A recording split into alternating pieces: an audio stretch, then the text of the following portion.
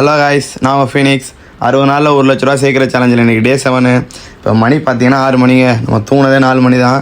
இருந்தாலும் பரவாயில்லன்னு சொல்லி எந்திரிச்சிட்டேங்க. ஏன்னா நம்ம ஒரு இடத்துக்கு போக வேண்டியது இருக்குது. அதனால தாங்க நம்ம நேராக கிருபான வீட்டுக்கு போயிட்டேங்க. கிருபான வீட்டுக்கு போய்ட்டு அவர் பைக்லேயே நம்ம கிளம்ப ஆரம்பிச்சிட்டாங்க.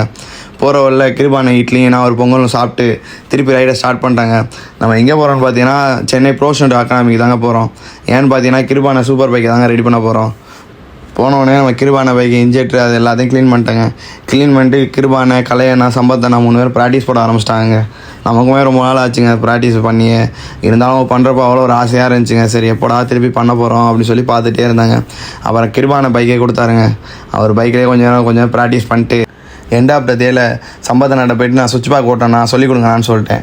அவர் டக்குன்னு நீ முதல்ல எங்கே பைக்கில் ஓட்டுற, முதல்ல சைக்கிளில் ஓட்டுறான்னு சொல்லி அமுச்சு விட்டார். நான் சைக்கிளில் வீலிங்கே அடிப்பேன், எனக்கு என்ன திரும்பி ஓட்டவனா தெரியாதா அப்படின்னு சொல்லிட்டு ட்ரை பண்ண ஆரம்பிச்சிட்டேங்க. நானும் ஓட்டுற ஒரு கட்டத்துக்கு மேலே முடியலைங்க.